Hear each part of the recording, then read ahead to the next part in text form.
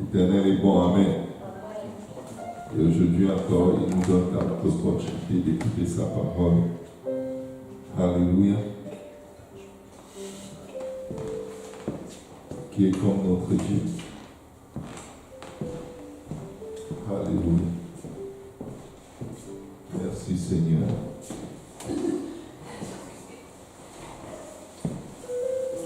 Alléluia. Est-ce qu'il y a quelqu'un qui est content d'être dans la maison de Dieu? Alléluia.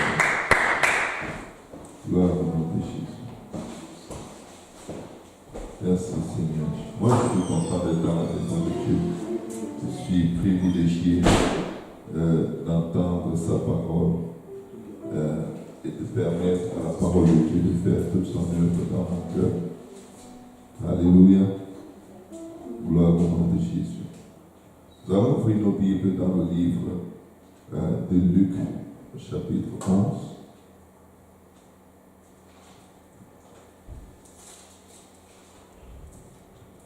Luc, chapitre 11, à partir du verset 29.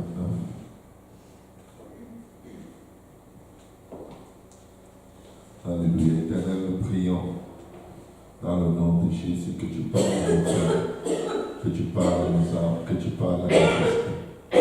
Alors que nous commémorons ton sacrifice à la croix, Éternel, aide-nous, Seigneur, à réaliser quelle grâce nous avons de te connaître. Et Papa, Éternel, c'est saisir, Seigneur Jésus, du bénéfice, Papa, de tout le bénéfice de ton sacrifice à la croix, afin que nous ayons la vie et que nous l'ayons en abondance. Et que, Seigneur Jésus, en vivant pour toi, que nos vies puissent servir de modèle pour attirer plusieurs à toi. Nous venons te prier.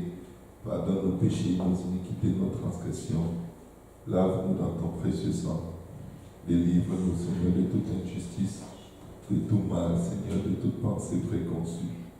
Aie pitié de nous, que le sang de la rédemption, Papa, efface nos transgressions, ne nous impute pas nos fautes, et que, Seigneur Jésus, la paix de Dieu, qui surpasse toute intelligence, garde nos cœurs et nos pensées en toi, Jésus, au nom de Jésus-Christ. Le peuple de Dieu dit au nom de Jésus. Amen. Vous pouvez vous asseoir. Alléluia. Je rends grâce à Dieu. Alléluia. Pour tous ceux qui sont là aujourd'hui, Amen. Pour le frère Bernard, la sœur Rachel, Amen. Le Seigneur m'a mis à cœur de l'encourager, à beaucoup adorer. Et je bénis le Seigneur pour ce puissant moment d'adoration que nous avons eu aujourd'hui. Vous pouvez sentir la présence du Seigneur.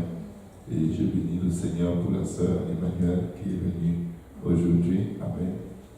Pour chacun de vous, Pasteur Yannick, frère Paul, frère Brunel et sœur Catherine, que le Seigneur vous bénisse abondamment. Alléluia. Nous sommes des missionnaires. Et les missionnaires vont accomplir leur mission avec l'aide et la grâce de Dieu. Amen. Gloire au nom de Jésus. Donc,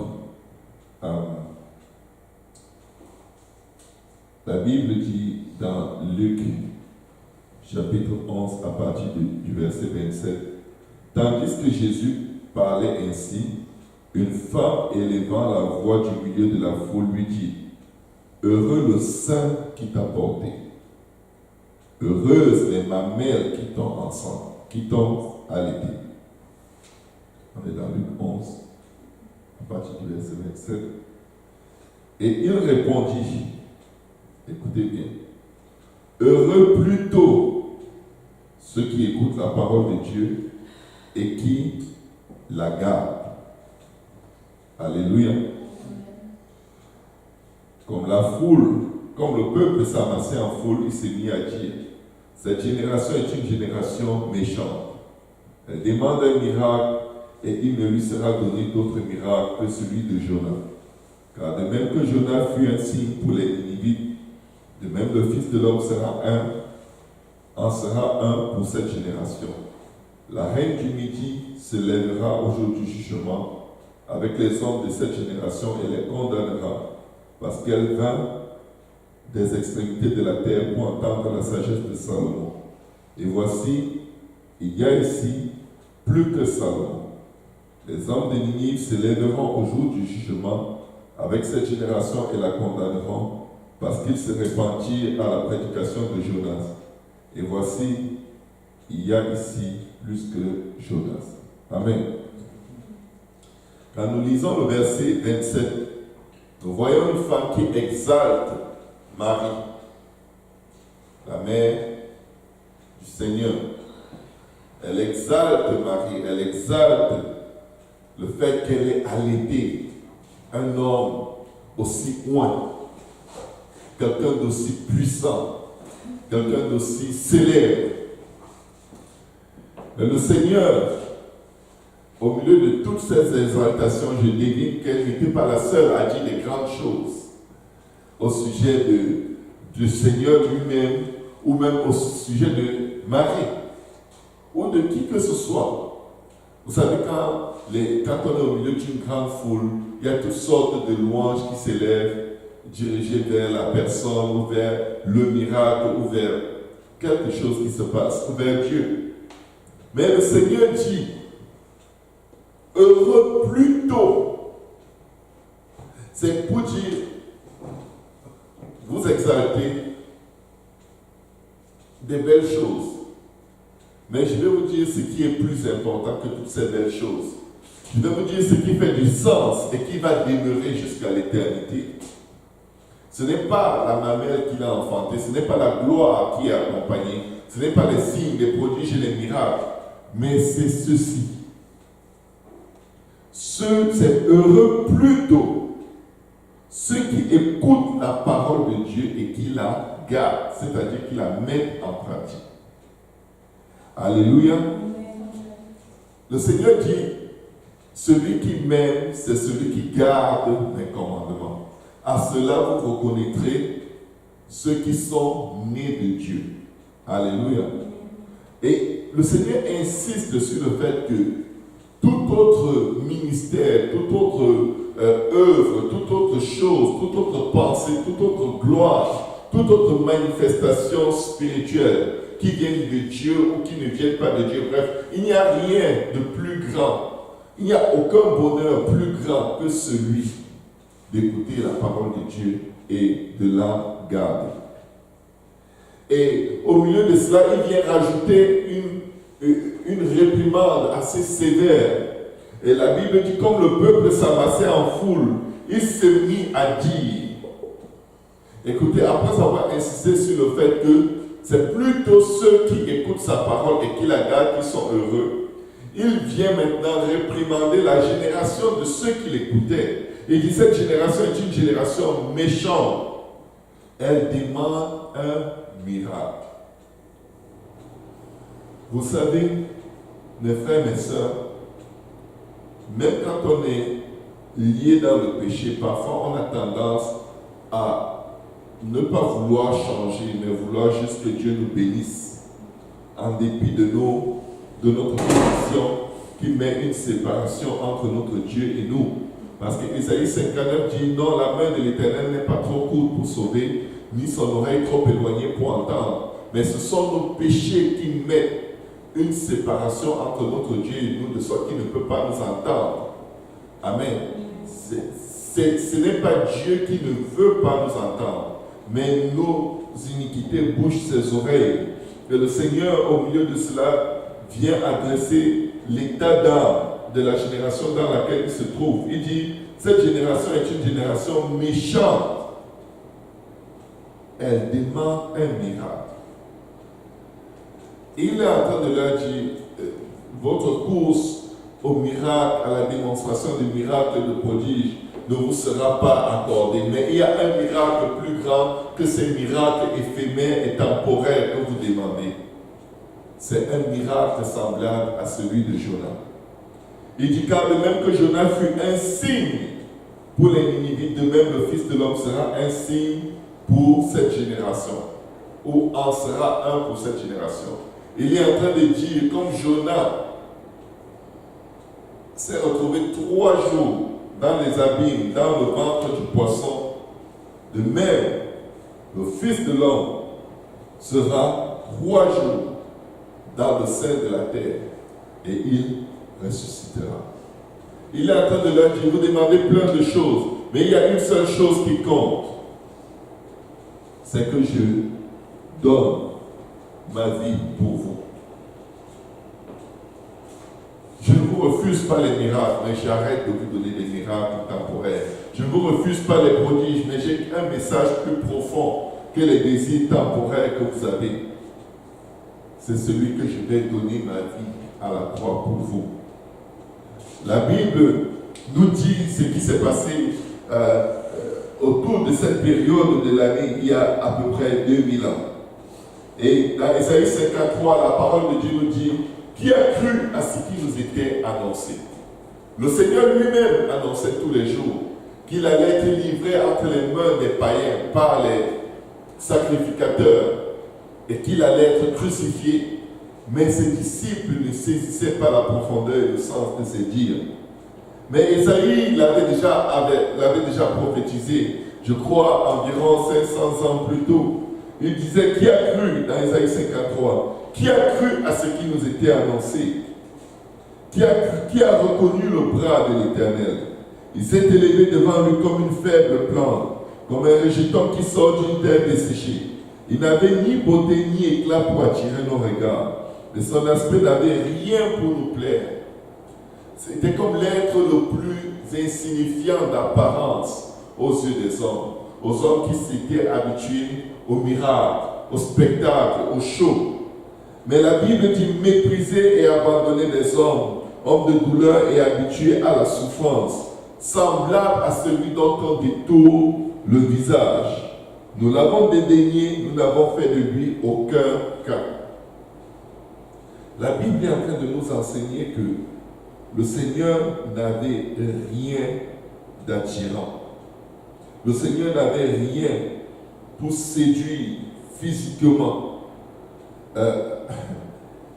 Le Seigneur ne te frappait pas à l'œil. Tu pouvais le regarder et ne même pas voir en lui quelqu'un qui vient du ciel. Et pour comprendre cela, il faut lire un peu plus tôt dans Ésaïe 52. La Bible dit dans Ésaïe 52, verset 13, « Voici mon serviteur prospérera. Il montera, il s'élèvera bien haut. De même qu'il a été pour plusieurs un sujet d'effroi, tant son visage était défiguré, tant son aspect différait de celui des fils de l'homme. Le Seigneur a été défiguré. Il a été pour beaucoup un objet d'effroi. C'est-à-dire que c'était un choc de regarder son visage après qu'il ait été battu pour nous. La Bible dit de même, il sera pour beaucoup de peuples un sujet de joie. Devant lui, les rois fermeront la bouche, car ils verront ce qui ne leur avait point été raconté. Ils apprendront ce qu'ils n'avaient point entendu. La Bible dit que cet homme méprisé et abandonné des hommes, homme de douleur et habitué à la souffrance, la Bible nous enseigne que devant lui, tout genou fléchira. Il est semblable à celui dont on détourne le visage.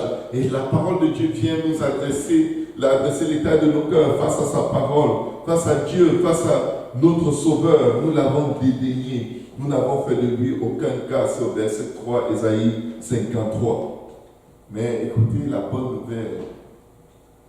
Au milieu de notre ignorance, la Bible dit au verset 4, « Cependant, ce sont nos souffrances qu'il a portées. C'est de nos douleurs qu'il s'est chargé. Et nous l'avons considéré comme puni, frappé de Dieu et humilié. Mais Jésus était blessé pour nos péchés. Il était brisé pour nos iniquités. Le châtiment qui nous donne la paix est tombé sur lui. Et c'est par sa meurtrissure que nous sommes guéris. Nous sommes guéris de quoi? De nos péchés. Le péché est la plus grande maladie qui terrasse l'humanité. Et il n'y a pas un seul homme sur la face de la terre qui n'a pas besoin de cette guérison. Parce que la parole de Dieu déclare que nous sommes tous pécheurs et privés de la gloire de Dieu.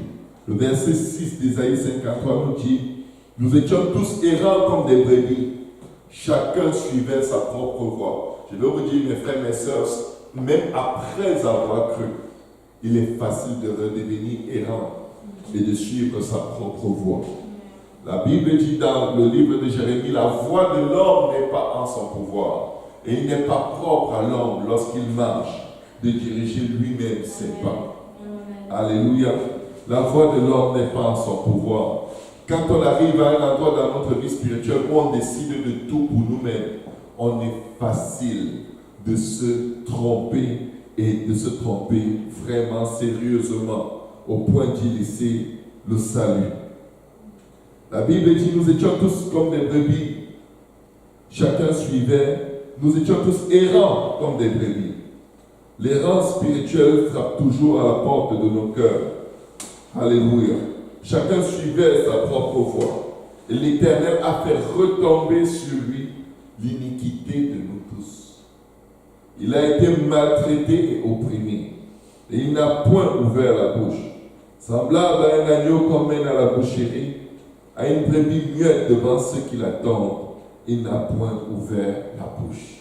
Il encaissait les coups, il encaissait les crachats, le mépris, on lui a arraché la barbe. Il continuait d'avancer. Il continuait d'avancer. Il ne s'est pas plaint. Il n'a pas dit arrêtez, ça fait mal. Il s'est tué. Et il encaissait chaque coup qui le frappait, aller jusqu'au fond de son cœur. Ce n'était pas juste une bastonnade physique, c'était une bastonnade émotionnelle, psychologique. Et tout son être subissait ces coups. Et il avait résolu de fermer la bouche afin de ne pas empêcher que le poids, le châtiment que nous méritons à cause de nos péchés tombe sur lui. Il a été enlevé par l'angoisse et le châtiment. Et parmi ceux de sa génération, qui a cru? Qui a cru? Qui a cru qu'il était retranché de la terre des vivants et frappé pour les péchés de mon peuple?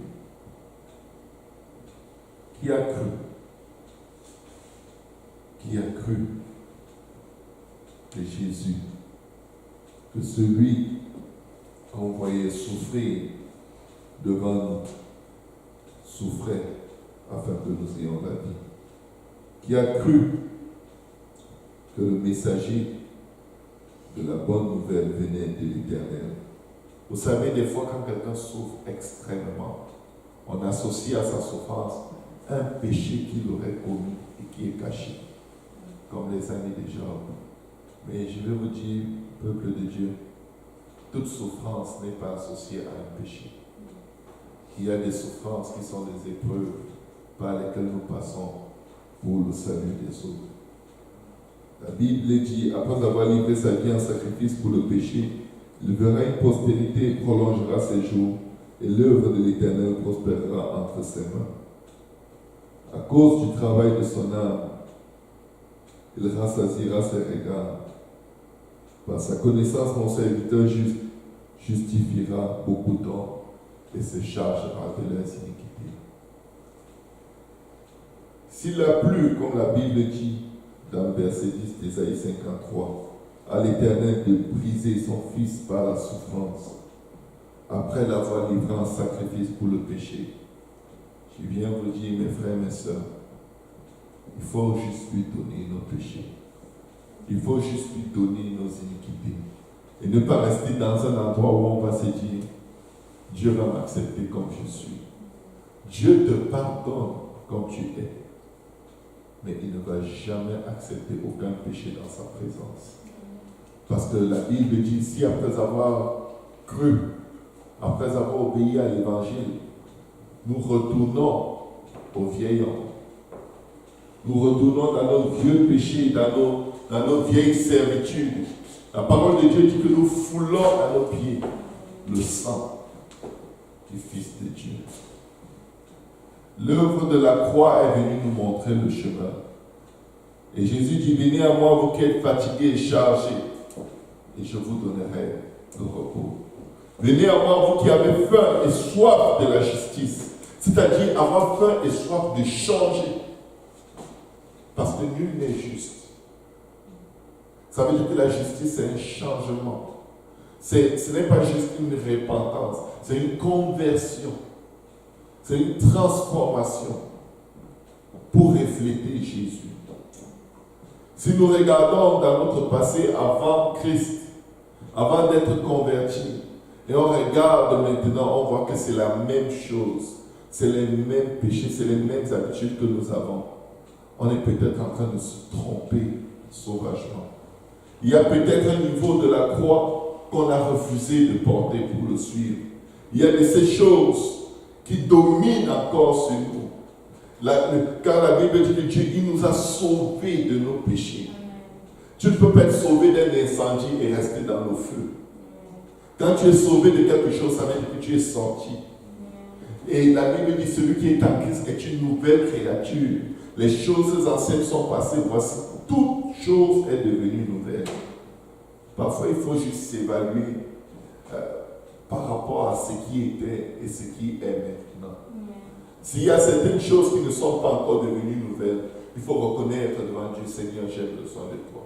Il y a encore telle chose qui me contrôle. Il y a encore telle chose qui ouvre l'abîme sous mes pieds. Change-moi. Crée en moi un cœur pur.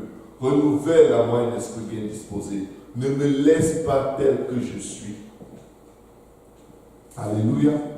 Nous ne pouvons pas prétendre servir Dieu et servir le diable au même moment. Il y a une différence entre la lumière et les ténèbres. Les deux ne cohabitent pas. Quand la lumière est là, les ténèbres s'éloignent. Il dit dans le même passage du livre de Luc, on n'allume pas une lampe et on la cache sous le vêtement. Alléluia. Quand tu es lumière, ta lumière brille. Il dit que votre lumière brille donc devant tous les hommes afin qu'ils voient et qu'ils glorifient votre Père. Mais si notre lumière est ténèbre, le nom de Dieu ne peut pas être glorifié dans nos vies. Aujourd'hui, j'aimerais compris que chacun s'examine soi-même devant Dieu et crie à Dieu comme David a crié, en disant, crée en moi un cœur pur, afin que ton sacrifice à la croix, Seigneur, ne soit pas vain. Permets que ma vie donne un sens aux coups que tu as reçus, aux blessures que tu as endurées. Remplis-moi de ton esprit. Change-moi, Seigneur. Crée en moi un cœur pur. Délivre-moi du mal. Délivre-moi du mal. Délivre-moi du mal, Seigneur. Est-ce qu'on peut prier en ce moment?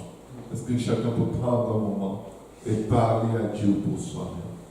Que Dieu nous aide à refléter sa gloire, à être des témoins, à être de véritables serviteurs. Parce qu'il dit, vous les reconnaîtrez par leurs œuvres. Demandons à Dieu de nous aider à examiner nos œuvres, de nous aider à examiner nos actions, pour être sûr que nous marchons par la foi. Car sans la sanctification, nul ne verra le Seigneur. Alléluia. Prenons un temps pour prier, mes frères et sœurs.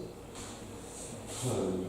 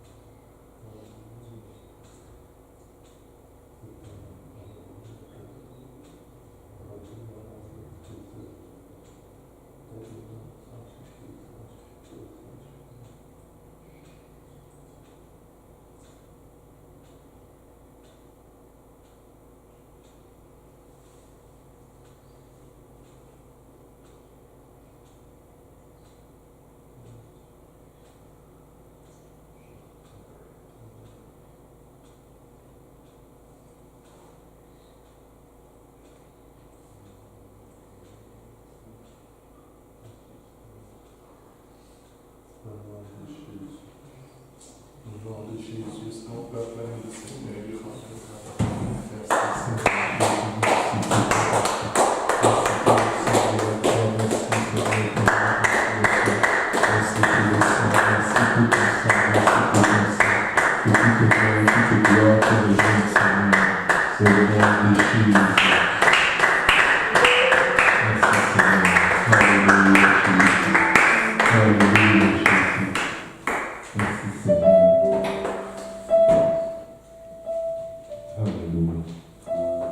Alléluia, Jésus.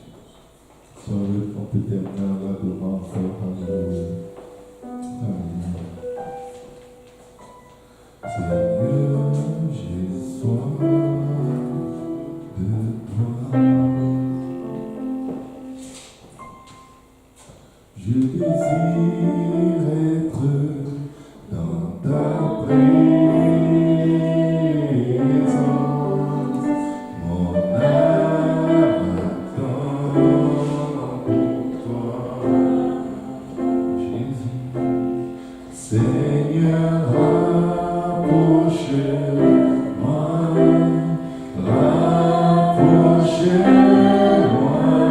dans la beauté de ta sainteté.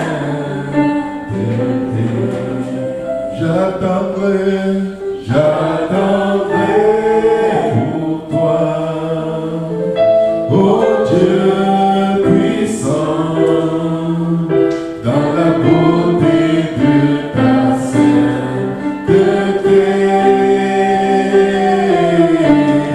Je t'adorerai, oh Dieu puissant, dans la beauté de ta sainteté.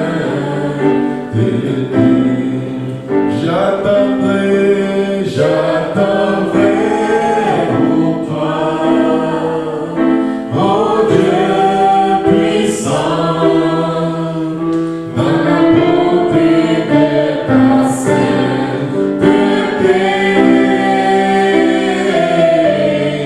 Je t'adorerai, oh Dieu puissant, dans la beauté de ta sainteté.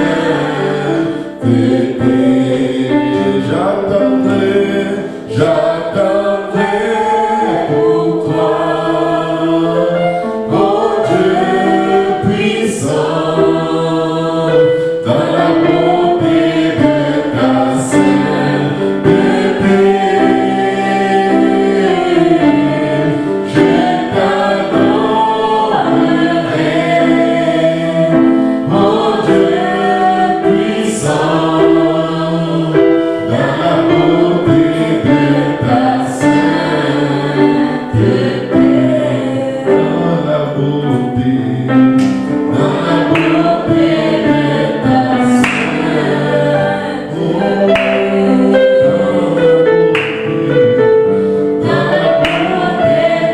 ta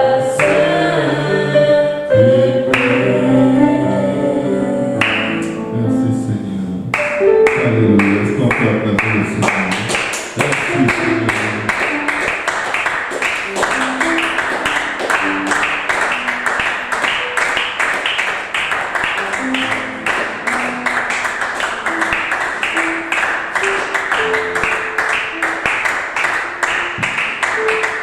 Que le Seigneur vous bénisse, salut les uns les autres. Alléluia.